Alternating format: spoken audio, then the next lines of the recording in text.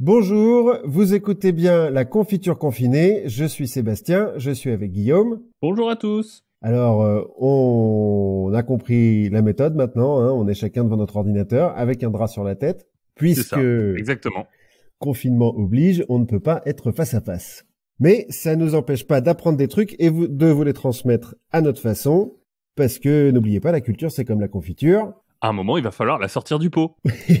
Grave, on n'en peut plus. Et donc, de quoi allons-nous parler aujourd'hui, Guillaume? Eh ben, on va parler de cul et de coup de coude, ou de coup de pouce, ou de piche-tête. Voilà. C'est tout un programme. Et donc, c'est moi qui commence en parlant de cul. Exactement, en parlant de cul. Mais ouais, en parlant du véritable cul, du vrai cul, du cul historique. Alors, on a déjà fait un épisode sur lui. Qu'est-ce que tu vas nous apprendre de plus? On a déjà fait un épisode sur cul? Ben oui. Il nous a appris que Trump était en croisade contre tous ceux qui veulent détruire l'Amérique. Exact, mais non, mais nous on parle du vieux cul. Ah, Le cul du cinéma. d'accord. Ah, Le cul le plus connu du cinéma. Je veux parler du cul de James Bond. Parce que, voilà, hein, on a quand même pas parlé de sexe. Ça va être trop facile. non, non, non, il y a plein d'autres gens qui le font très bien, donc écoutez-les. Ouais. Nous, donc, on va parler, donc, James Bond, pour ceux qui connaissent pas, hein, l'agent 007, c'est un espion anglais, créé par Ian Fleming en 1953, et adapté au cinéma 26 fois, officiellement. Enfin, 24 officiellement, plus un qui aurait dû sortir, mais qui est pas sorti à cause du confinement, plus deux où il y a un petit problème de propriété intellectuelle, Plus les épisodes de Noël. plus les épisodes de Noël en écossais qu'on comprend pas. Et non, mais je crois qu'il y a eu un ou deux autres films aussi où ils ont pas pu l'appeler James Bond, donc il s'appelle autrement, mais Triple X ou des choses comme ça. D'accord. Bon, bref, une des caractéristiques de James Bond, en dehors d'un certain alcoolisme, hein, quand même, on peut le dire, et d'un rapport pas très très MeToo avec les femmes. Voir quelques problèmes dans enfin, dans le fait d'envisager des relations. Oui. Bon, ça, c'est des problèmes relationnels, mais il est quand même à la limite du viol, quand même, parfois, James Bond. Oui, et puis il a des problèmes dans l'engagement, quoi. J'ai Oui. l'impression qu'il n'est pas très stable comme garçon, Non, il a pas l'air. relationnellement. Il a pas l'air.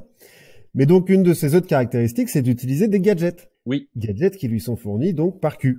C'est pour ça que exactement. on va parler de Q. Alors, Q, dans les films, c'est le responsable de la section Q, qui est la division recherche et développement du MI6, donc les services secrets anglais. J'ai lu que ça pouvait vouloir dire Quartermaster aussi, Q. Mais les gens sont pas bien sûrs. Donc quartermaster, c'est un terme de marine, si je ne m'abuse. Ouais, ça doit être un contremaître, quoi, ou quelque chose Oui, comme ça. il me semble que c'est un terme de marine. Et du coup, le MI6, en quelques mots, c'est le service d'espionnage équivalent de la CIA, c'est ça? Donc c'est Ouais, l'extérieur. ouais, c'est les services extérieurs, le MI5, c'est les services intérieurs. Et donc, dans les romans de Ian Fleming, en fait, il n'y a pas de Q. Il y a bien un mec qui est à la tête de la section Q et qui file des gadgets à James Bond. L'opposé des romans de San Antonio, où il y a un peu de cul. Ouais, mais pas le même. Et puis, il est moins classe, il est pas anglais, quoi. Exactement. Mais donc, dans les romans d'Ian Fleming, il s'appelle le Major Geoffrey Boothroyd. Parce qu'en fait, ce mec existe vraiment. Geoffrey Boothroyd, c'est un fanat d'armes qui a écrit une lettre à Ian Fleming après la parution de Casino Royale, donc le premier roman de James Bond. Et dans sa lettre à Ian Fleming, il lui dit bon, c'est pas mal votre truc là. Par contre, James Bond, le Beretta .25. Alors c'est des Beretta modèle 1934. J'ai lu, j'y connais rien en armes, donc voilà. Lui, en revanche, s'y connaît vachement, le Geoffrey Boothroyd. Et donc il dit à Ian Fleming, je paraphrase un petit peu, hein, mais donc que ce Beretta, c'est une arme de gonzesse et que James Bond, il ferait mieux d'utiliser soit un Smith & Wesson 38, soit un Walther PPK, qui D'accord. deviendra l'arme de James Bond après. Ou un bazooka, quoi. Enfin, à un Oui, moment, on peut aussi se dire, aller dans le masculinisme éhonté et lui donner des trucs beaucoup plus gros, quoi.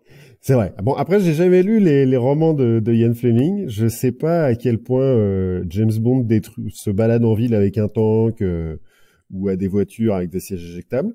Bon, Je sais pas non plus. Je t'avoue que j'ai lu peu de James Bond. Je suis pas un grand fan de James Bond en règle générale. ah ouais, Non.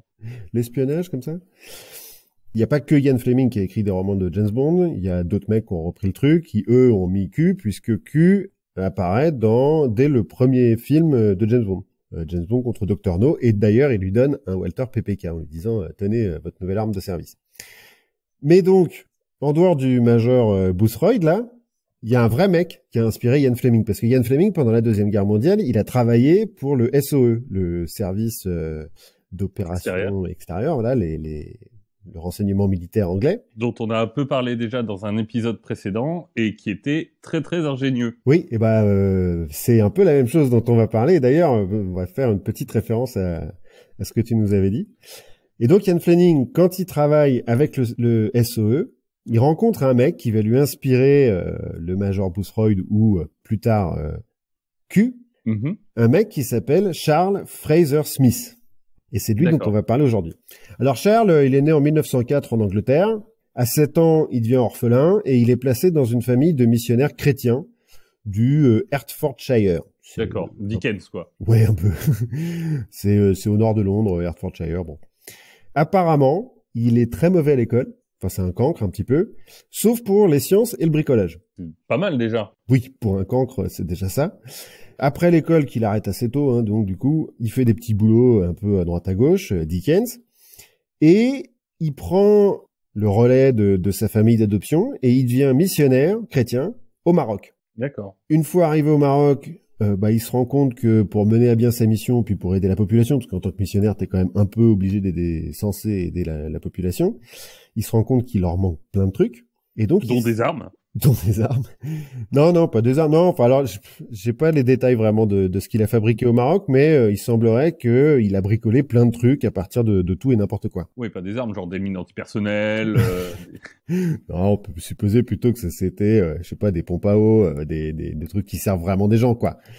Donc là, on est avant la Deuxième Guerre mondiale, hein, puisque 1904, on va imaginer qu'il a 20 ans, a priori, à l'époque. Oui, donc on est encore sous la gloire du protectorat français. Oui, voilà.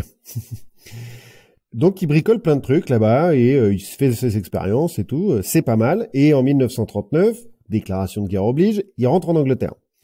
Il reste pasteur, et un dimanche à Leeds, donc là où il fait son sermon, quoi. Son pastorat, quoi. Oui. Il parle de ses expériences au Maroc et de comment il a bricolé plein de trucs. Et il se trouve que dans l'assistance, enfin dans l'église, il y a 2 membres du ministère du ravitaillement, qui est un ministère qui a été créé spécialement pour la guerre, pour ravitailler les troupes, quoi. Et les 2 mecs, ils écoutent le truc, là, ils en parlent à leur directeur, et le directeur, il dit, mais attends, il est pas mal, ce type, là, offrez-lui un boulot.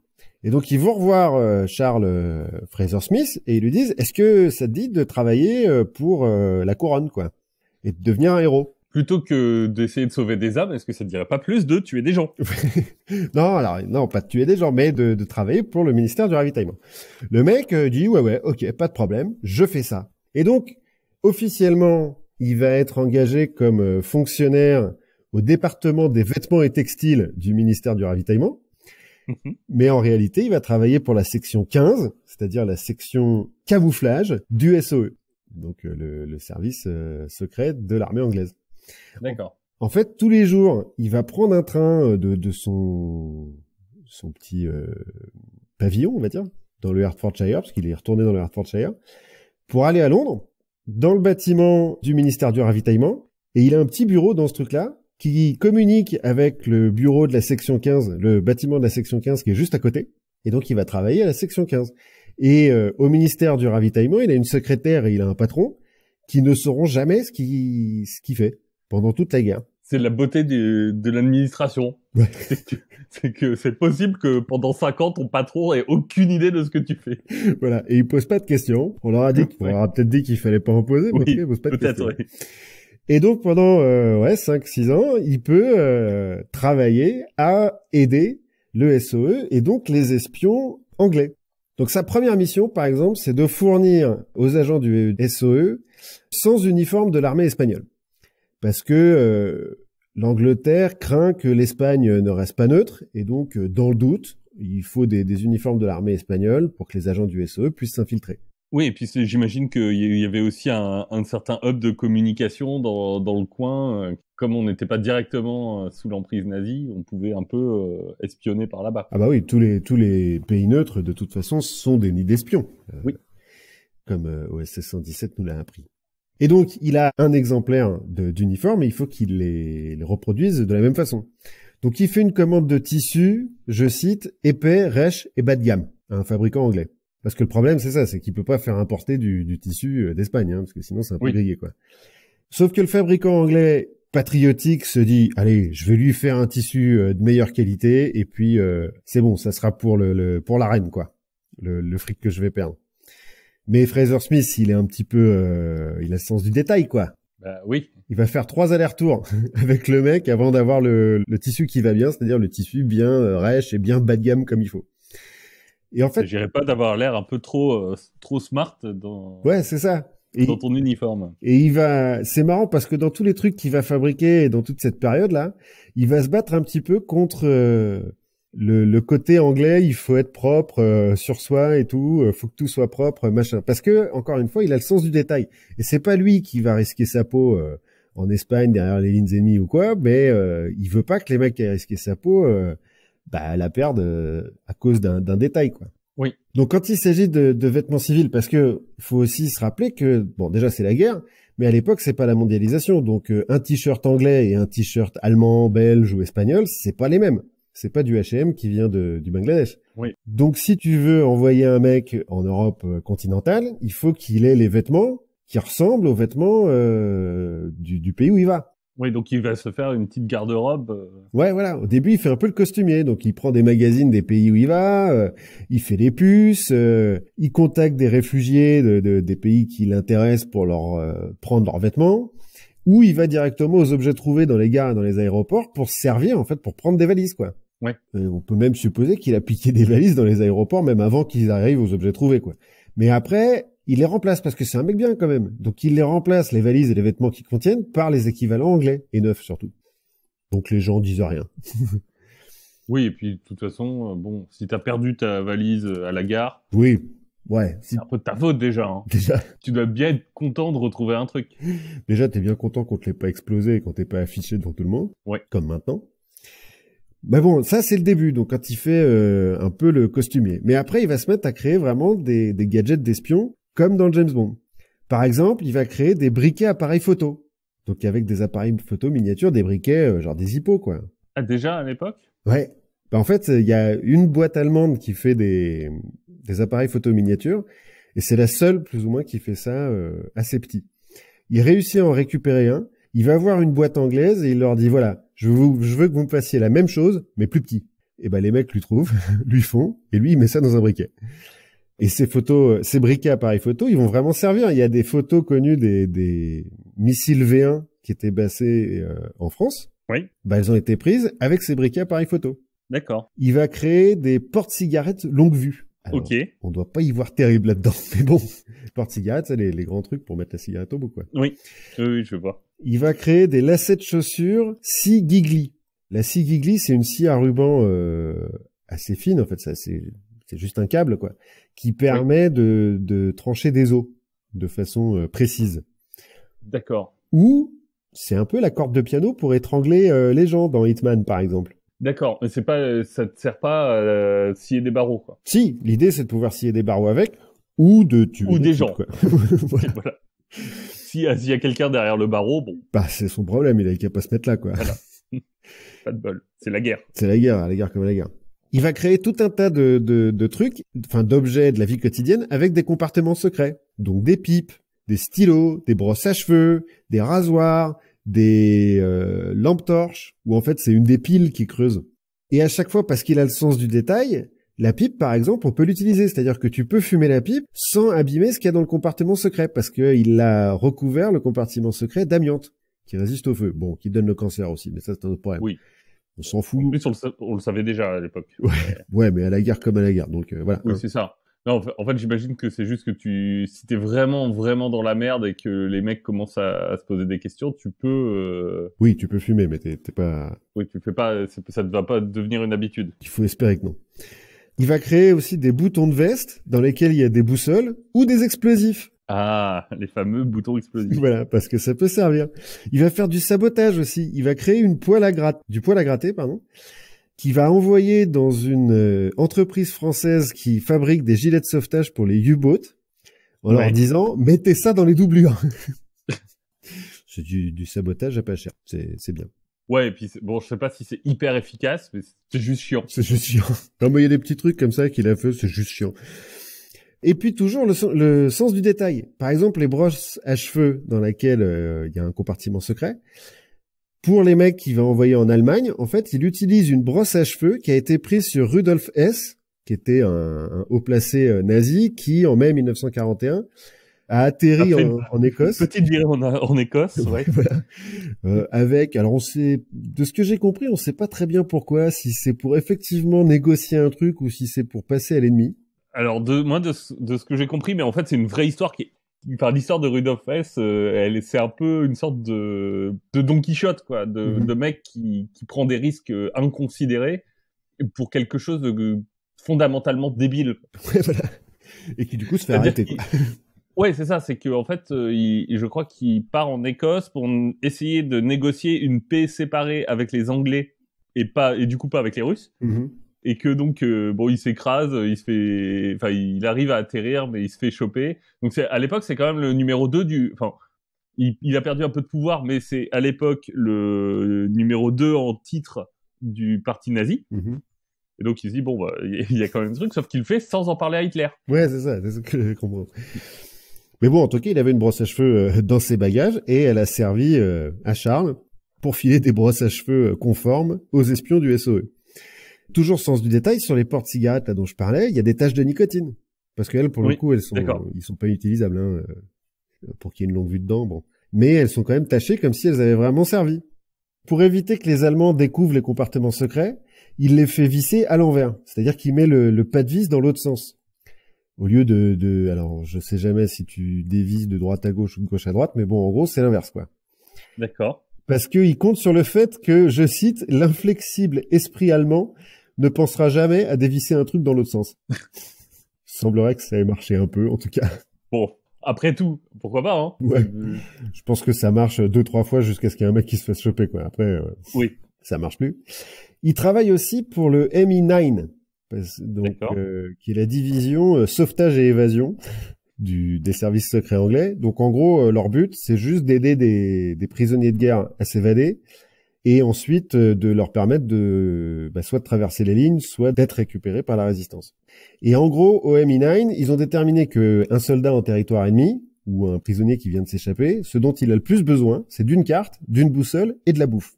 Et du coup, ils disent ça à Fraser Smith, qui va inventer un stylo contenant une boussole, une carte et une tige en métal aimanté au cas où tu perdes ta première boussole pour faire une deuxième boussole. Il va inventer des allumettes, utilisées ou pas, mais il y en a certaines qui sont déjà utilisées, comme ça passe mieux, avec des tiges en métal aimantées dedans. D'accord. Il va, pour les cartes, faire du papier comestible à base de papier de riz, pour qu'ils puissent, manger et deux, le faire disparaître rapidement. Je suis pas sûr que ce soit vraiment manger Non, je suis pas sûr que tu gagnes beaucoup, mais bon, ça te tapisse peut-être un peu l'estomac quand t'as vraiment faim. Oui, peut-être. Du papier imperméable et infroissable, au cas où faut que tu rentres dans la boue. Du papier flash, c'est-à-dire imprégné au magnésium, donc autodestructible. Ouais. Un peu comme dans Mission Impossible et tout. Il va faire des mouchoirs en tissu, parce que les mecs, c'est des Anglais hein, quand même, donc ils gardent des mouchoirs en tissu. En fait, même pas que c'est des Anglais, je crois qu'à l'époque, tout le monde avait des mouchoirs en tissu. Ouais, c'est pas faux, pas sûr qu'il y ait des Kleenex. Mais donc ces mouchoirs en tissu sont imprimés à l'encre invisible. Et alors les encres invisibles, il y en a de diverses sortes. Mais celle-là, pour la révéler, il faut la tremper dans l'urine. Parce que Fraser Smith, il s'est dit, le seul truc que t'as toujours sur toi, c'est de la pisse. C'est pas faux. Ça a du sang et de la salive, quoi. Ouais, voilà. Ouais, mais il faut croire que ça marchait pas avec la salive. Ouais. Pour la bouffe, il va foutre du lait concentré dans des tubes de dentifrice. Bon, ça va, c'est pas très compliqué. Il va aussi faire fabriquer du chocolat à l'ail pour que les mecs qui soient en France ou en Allemagne aient une haleine de français. Bon, ils vont abandonner ce projet, ça va pas marcher. Mais ils y ont pensé quand même. Je sais pas si ça se vend bien à la base. Ah c'est pas pour le vendre, hein, c'est juste pour le donner aux espions. Hein. Mais je sais pas si c'est les espions qui ont trouvé que c'était trop dégueu, ou juste ils ont dit attendez, il suffit qu'on se lave pas les dents pendant 3 jours et puis tout le monde a la même haleine, hein, pas de problème. Et puis on est prisonnier de toute façon, je suis pas sûr que l'hygiène ce soit déjà un truc. Même s'ils sont anglais, il y a un moment, bon. Ouais. Et puis, à un moment où il faut aussi se dire que l'anglais, c'est aussi le mec de la frontière écossaise. Ouais. C'est pas tous des aristocrates. Ouais, c'est ça. Alors après, dans le SE, parmi les espions, peut-être, Oui. on sait pas, mais... Il va faire aussi il va prendre des boîtes de 12 lames de rasoir, dans lesquelles il va mettre un vrai rasoir, complet, Oui. des lames aimantées, toujours pour pouvoir faire des boussoles, et des postiches, histoire de pouvoir se camoufler, quoi. Et en fait, il va en commander tellement de ces boîtes de 12 lames, parce qu'à la base, il faut bien qu'il ait les boîtes, quand même, avant de les vider, etc., que ça va allumer un red flag dans le... Chez les nazis? Non, le ministère du Trésor anglais. Ah. En gros, il y a un haut fonctionnaire du ministère du Trésor qui va voir le prix de la commande et qui va dire, mais attendez, c'est quoi cette histoire-là? Pourquoi vous avez besoin d'autant de 12 lames de rasoir? Et donc, il va faire un rapport. Parce que, comme tu le disais au début, on peut toujours compter sur l'administration pour être un peu con. Donc, ils font un rapport. Fraser Smith, il dit, non mais, ok, envoyez-moi un inspecteur, vous verrez bien. Le mec, enfin, le ministère du Trésor envoie un inspecteur. Fraser Smith lui fait signer une sorte de NDA, enfin un truc top secret, si t'en parles, on te coupe en deux. Et il lui explique de ce qui se passe. L'inspecteur, ah ouais, ok, d'accord. Et puis il regarde les factures du coup, parce que bon, ça reste un inspecteur, faut quand même qu'il vérifie que Fraser Smith il se met pas du fric dans les poches au passage. Et il remarque qu'en fait le fournisseur, il a pas demandé le bénéfice de régulation. Alors c'est un truc un peu spécial, technique, mais en Angleterre, quand l'État commande à une entreprise privée, l'entreprise privée peut demander une espèce de marge spéciale pour se faire un peu plus de fric. Oui. Et donc le fournisseur patriotique n'a pas demandé. Mais l'inspecteur du Trésor, sérieux, comme un inspecteur des finances, peut l'être. Voilà, raide comme la justice. Raide comme la justice, fait réécrire les factures, les renvoie à son ministère, qui paye donc plus cher pour les lames de rasoir qui vont être utilisées par Fraser Smith. Mais il y a un moment, il doit quand même... Enfin, ça doit être compliqué quand ton but c'est d'être avec les prisonniers parce qu'il faut quand même être un tout petit peu formé, à savoir que dans ton stylo en fait si tu le fais tourner de 3/4 puis 1/4 il y a un pistolet laser qui sort. Enfin faut le savoir quoi. J'imagine que t'envoies pas le mode d'emploi avec. Non mais alors ça c'est pas son affaire Fraser Smith, ça c'est l'affaire du MI9 qui pour le coup envoie des agents avec le mode d'emploi quoi. Oui. Ou d'une façon ou d'une autre, fait passer le mot de regarde dans ton stylo, dévisse-le dans l'autre sens, tu verras. Bon, pour finir, il fait un petit peu de reverse engineering, l'aviation anglaise qui a récupéré les combinaisons des pilotes allemands, qu'elle trouve vachement bien. Et donc elle leur dit, tiens, tu veux pas nous faire les mêmes? C'est grâce à ça que les aviateurs anglais ont des capsules d'air comprimé pour gonfler automatiquement les gilets de sauvetage. Et une capsule de colorant fluorescent pour que quand il soit en mer, ça soit plus facile à récupérer. On le voit, je crois, dans Dunkerque. Ah, peut-être. Je sais pas, moi, j'ai été captivé par la beauté de la ville dans Dunkerque. Donc, Bien sûr. C'était Racine, quoi. Exactement. Je comprends. Et donc, petite référence à la fois où tu nous avais parlé du SOE, l'opération Chair à pâté. Oui, mincemeat. Voilà. Et c'est lui qui va fournir le cercueil, entre guillemets, rempli de neige carbonique dans lequel ils vont mettre le corps du type en Espagne, là. Oui. Le faux naufragé en Espagne. Oui, l'alcoolique irlandais, je crois. Ouais, voilà. De mémoire. Et voilà, c'est lui qui va inventer ce cercueil. Alors je dis entre guillemets parce que c'est pas vraiment un cercueil, c'est pour le trimballer quoi. C'est une caisse pour pouvoir trimballer le cadavre sans qu'il se décompose. Ouais. Et c'est pas con en fait la neige carbonique parce que elles font vite, mais après il y a plus que du gaz carbonique dedans et donc le corps est conservé. Oui. Et du coup, donc ce mec-là a vraiment existé et il a eu des interactions avec Ian Fleming. A priori, ouais, ils se sont rencontrés. Alors, j'ai pas trouvé comment exactement, mais a priori, ils se sont rencontrés. Puisqu'ils travaillaient tous les deux pour le MI6. D'accord. Enfin, le SOE. En gros, sur toute la guerre, Fraser Smith, là, il a estimé que 50% de ses inventions répondaient à des spécifications précises, des agents ou du SOE. 40% à des spécifications approximatives. On a besoin d'une carte, démerde-toi. Ouais. Et 10% étaient des idées à lui, qu'il a eu comme ça. J'ai caché un tank dans votre brosse à cheveux. Ouais, voilà.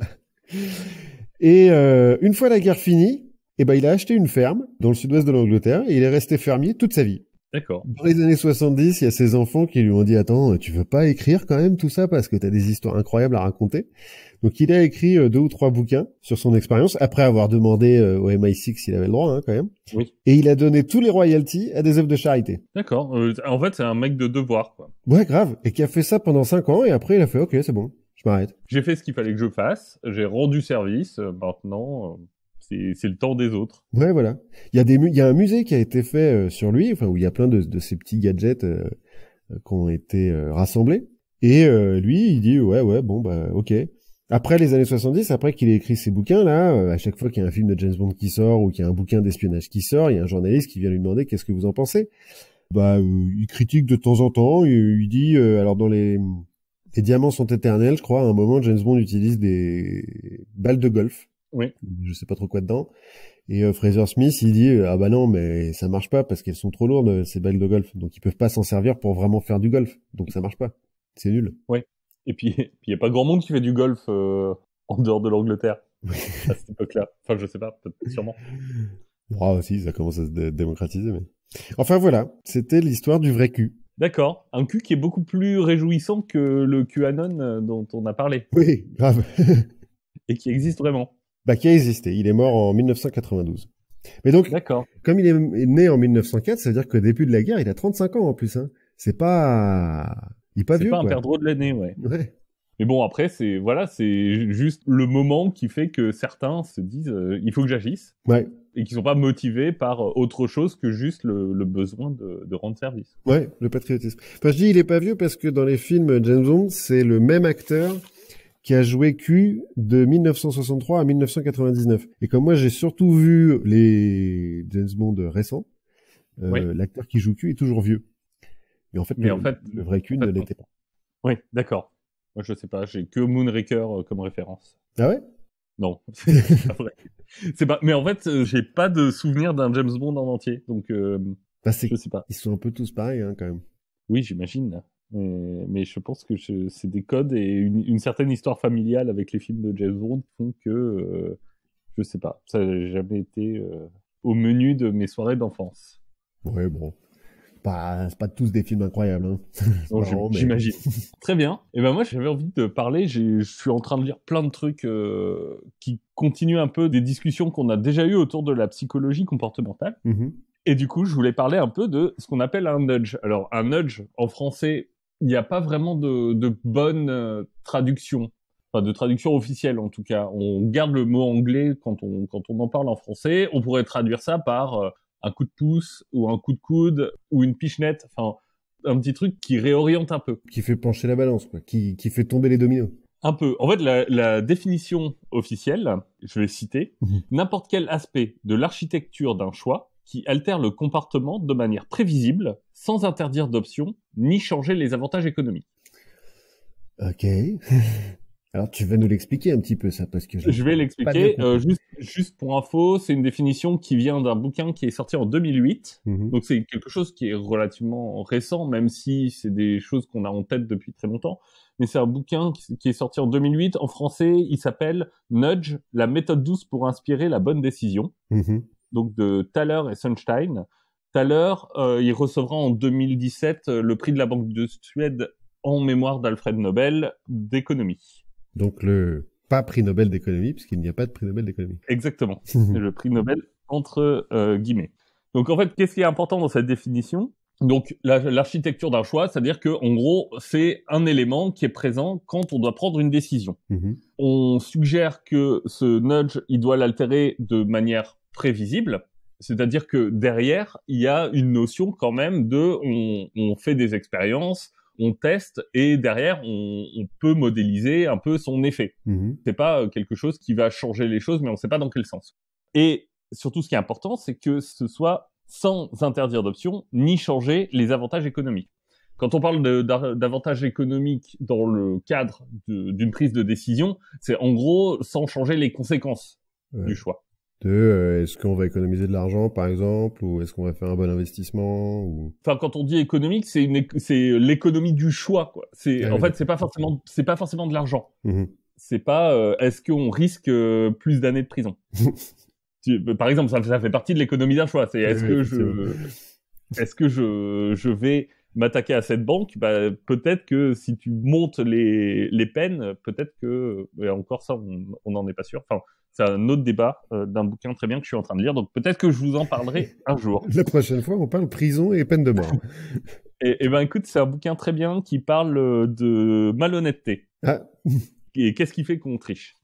Si tu veux un bon exemple, c'est si tu veux promouvoir un peu la santé des gens, un nudge, par exemple, ça va être de mettre des fruits et légumes au niveau des yeux quand t'es dans un rayon de supermarché, plutôt que de la junk food. Ok, ouais. Tu vois, en soi, tu changes rien du tout au prix que ça coûte, aux bénéfices que tu vas en tirer. C'est juste que, bah, en fait, tu l'as devant les yeux.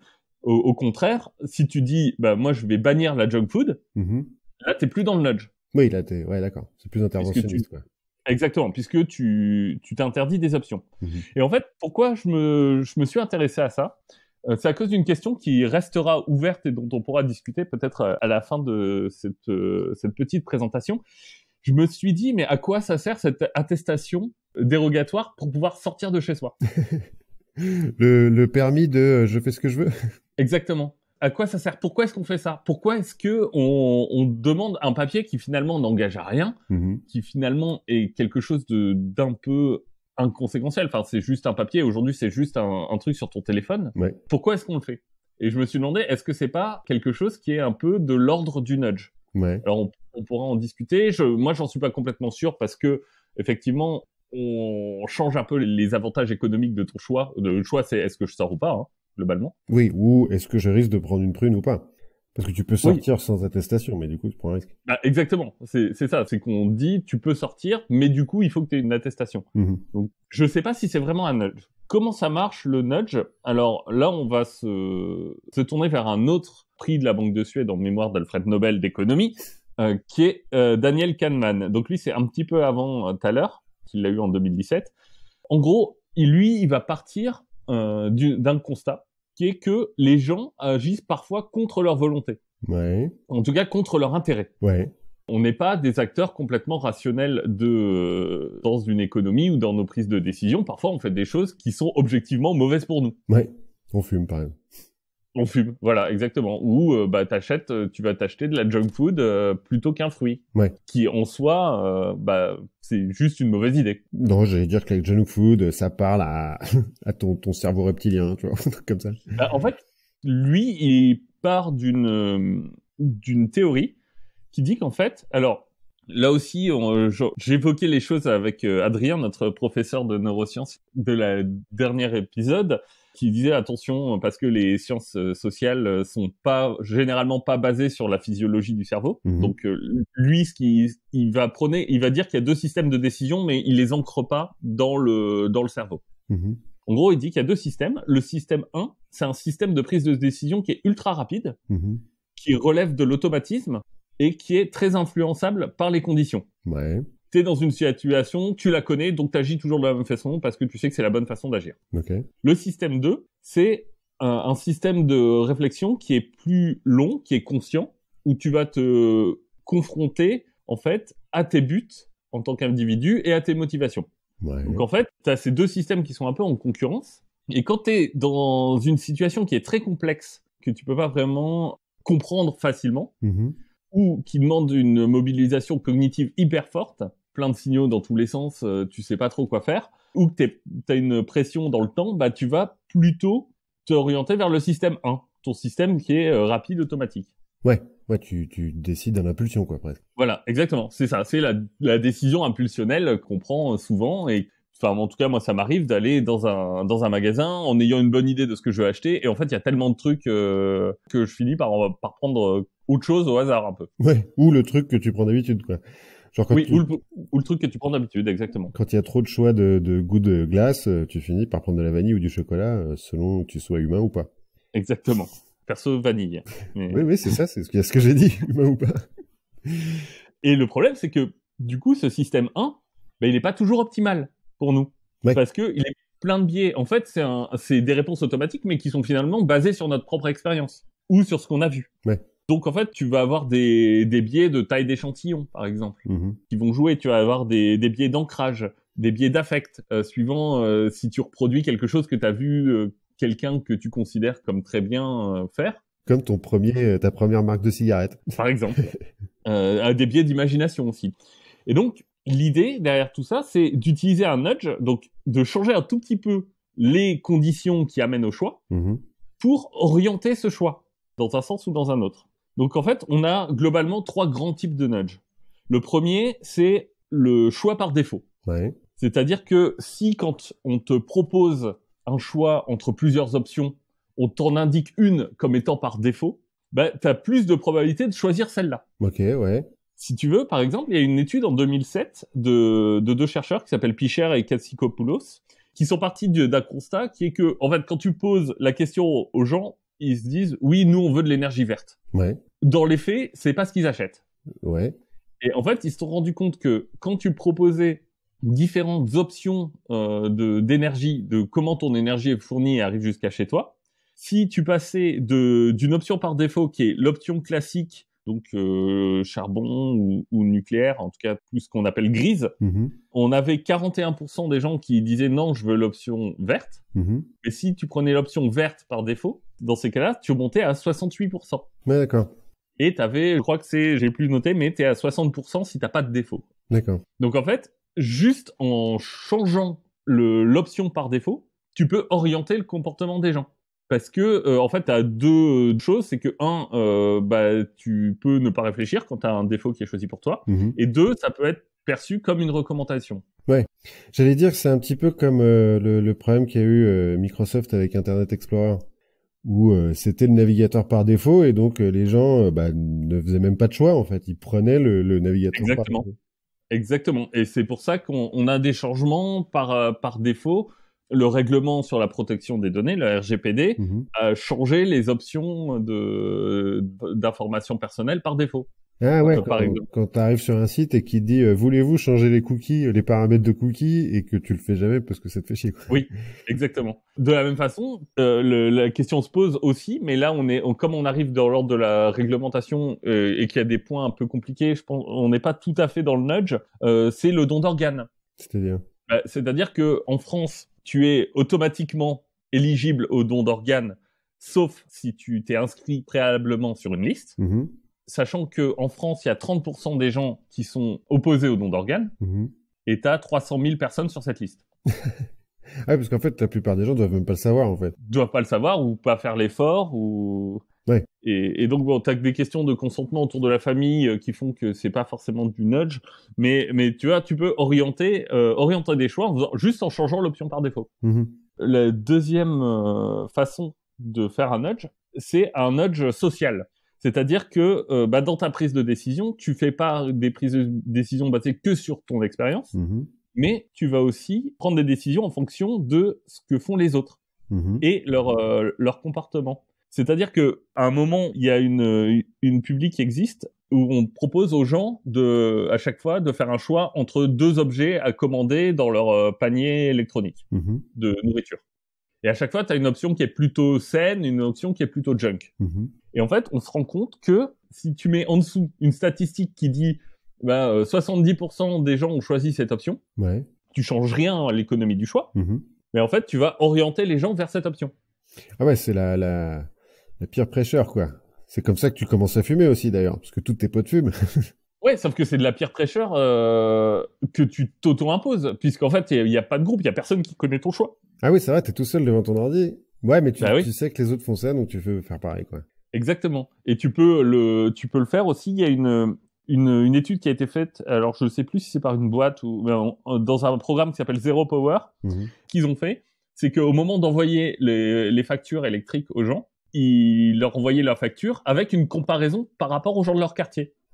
En disant, dans votre quartier, vous consommez 30% de plus que la moyenne, par exemple. Ouais. Et juste le fait de faire ça, de mettre cette comparaison, ça a fait baisser la consommation électrique de 2%. Ah, c'est pas mal, ça.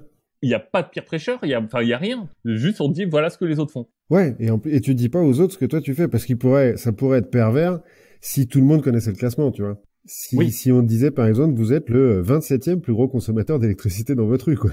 Mais à la limite, si on te le dit et qu'on ne donne pas les noms des autres, Bah même, tu te poses des questions après, et puis ça commence à jaser et tout. Enfin, peut-être pas dans une rue de Paris où personne se connaît, mais dans une petite ville, c'est une horreur. Après, enfin, tu fais ça, au bout de 3 mois et 3 factures d'électricité, t'as 4 morts, quoi. Du coup, troisième type de nudge.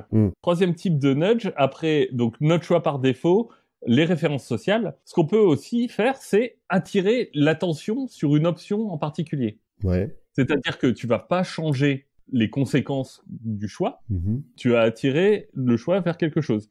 C'est ce dont on parlait quand on disait, bah, on va mettre des snacks qui sont un peu plus sains au niveau des yeux. Ouais. Ou au niveau de la caisse, dans les magasins. Ouais, là où il y a les chewing-gums. Plutôt que de mettre des mélanges d'huile de palme et de sucre, que tout le monde adore, hein, soyons clairs, mais on va essayer du coup juste de changer leur place. Et là, tu changes absolument rien à l'économie de ton choix, de pourquoi tu choisis ça par rapport à quelque chose d'autre. Mais en attirant l'attention, tu vas faire en sorte que les gens vont plutôt choisir ces snacks-là.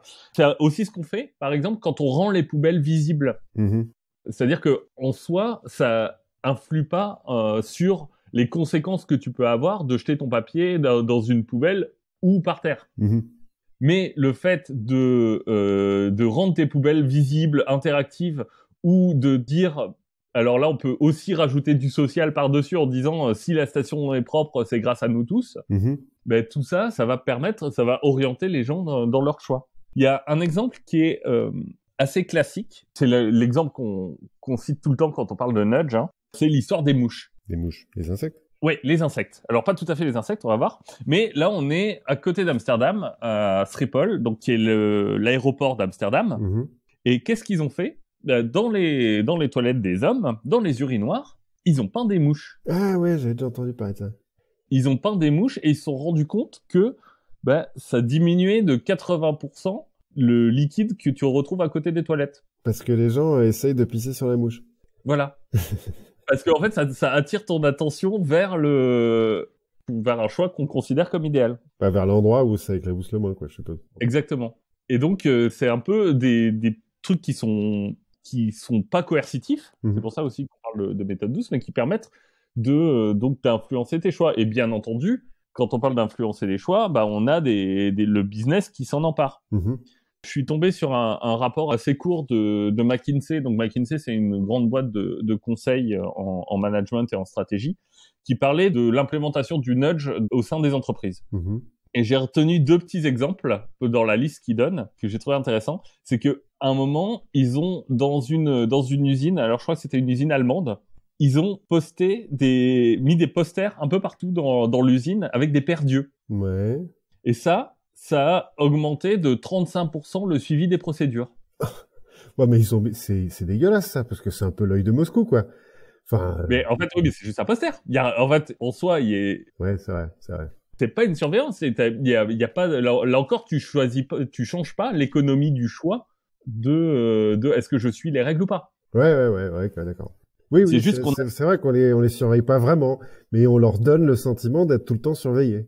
C'est ça que je trouve un petit peu abusé, mais. Justement, c'est intéressant ta réaction et on en parlera un petit peu après. Et par exemple, si tu changes un peu les mots du service après-vente d'une entreprise pour parler plutôt des bénéfices à long terme autour des produits, tu vas augmenter de 14% la rétention de tes clients. Ça me fait penser à un truc là. J'ai été livré il y a quelques jours là je sais plus trop quoi, c'est pas très important. Oui. Par une boîte.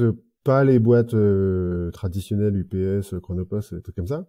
Et le lendemain, ils m'ont... Une de tes boîtes éco-responsables qui te livre en monocycle et tout ça? Je sais même pas, non. Enfin, non, une boîte que je connaissais pas, quoi. Bref, pas très grave.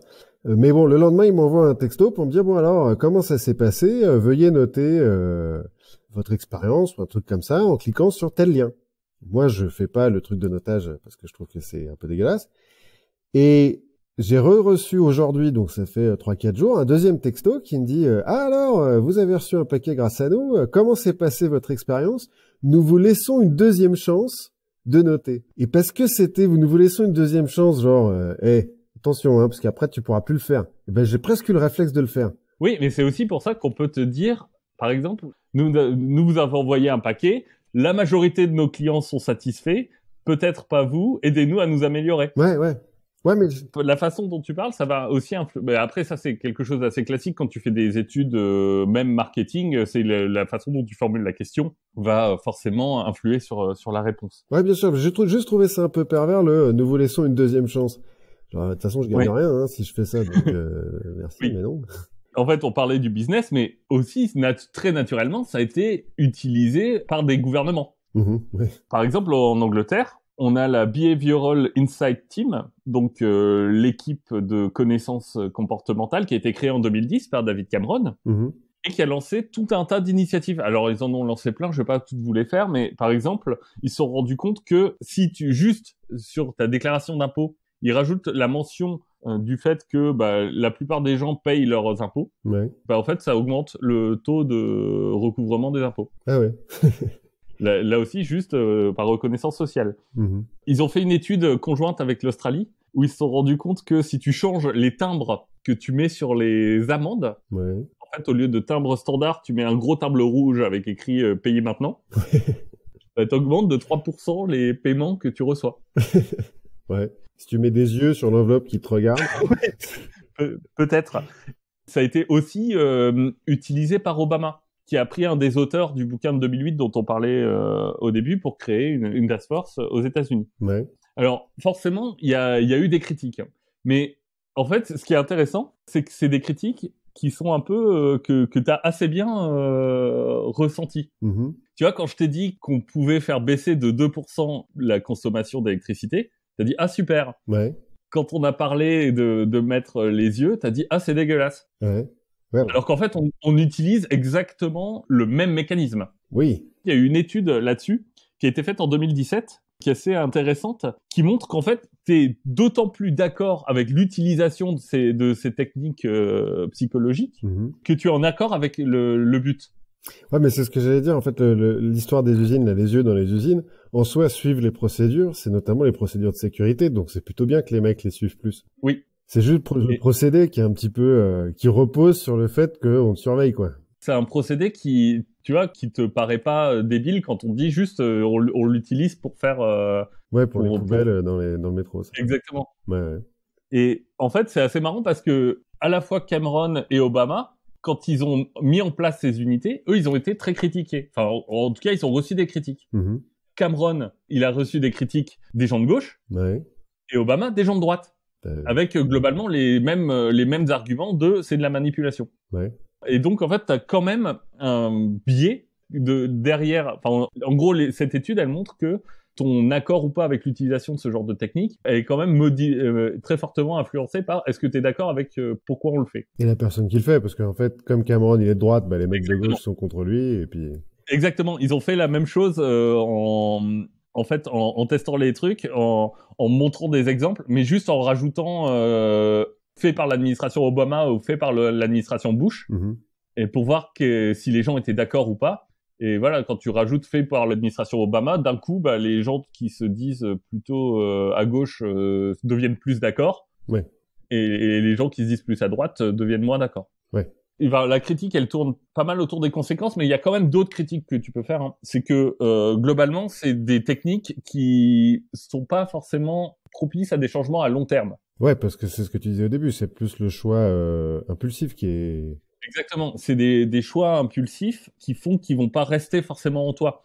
Parce que, donc ça c'est une autre étude de Mols en 2015 qui montre que, enfin en tout cas qui fait l'hypothèse que tes principaux moteurs de changement durable, c'est plutôt un changement au niveau de ta perception de ton identité sociale propre et de l'internalisation de certaines normes. C'est pas tellement la réaction à l'environnement. Je rigole pour l'internalisation de certaines normes, là, parce que depuis le début du confinement, à chaque fois que dans un film ou une série télé, je vois des gens se faire un hug ou se serrer la main, je suis là genre, mais vous êtes fous! Mais vous allez mourir! Et voilà, c'est ce genre de choses qui permet d'avoir des changements qui sont plus durables. Donc en fait, la question se pose. T'as quand même derrière un petit débat éthique. Parce que tu peux te poser la question de ton autonomie en tant que citoyen. Ouais. Un peu de ta dignité. C'est un peu ce qu'on appelle du libéralisme paternaliste. Ouais. C'est-à-dire qu'on va te pousser dans une direction, en fait, en pensant pour toi que cette direction est bonne. Ouais, c'est un petit peu, c'est marrant parce que pour éduquer un chien, on utilise le positive reinforcement, donc le renforcement positif. En gros, ça sert à rien de les engueuler, les chiens ils comprennent pas. Ce qu'ils comprennent, c'est quand ils sont récompensés, quand ils font le bon choix. Et donc, pour dresser un chien, faut pas l'engueuler, faut juste le récompenser quand il fait le bon choix. Et tant qu'il fait le mauvais choix, bah, tu lui dis rien, quoi. Ouais, mais encore une fois, le bon choix, c'est le bon choix pour toi, et pas pour lui. Ah oui, non, mais c'est pour ça que je faisais la comparaison, ouais. Et que derrière, bah, finalement, juste le nudge, c'est certes un terme qui a pris de la place dans l'espace des sciences comportementales, mais à la base, c'est un peu un synonyme de manipulation. Ouais. Donc, enfin voilà, moi c'est un débat sur lequel j'ai pas de réponse, mais qui m'a interpellé de me dire, mais en fait, est-ce que je suis favorable à ce que on me manipule un peu dans un certain sens?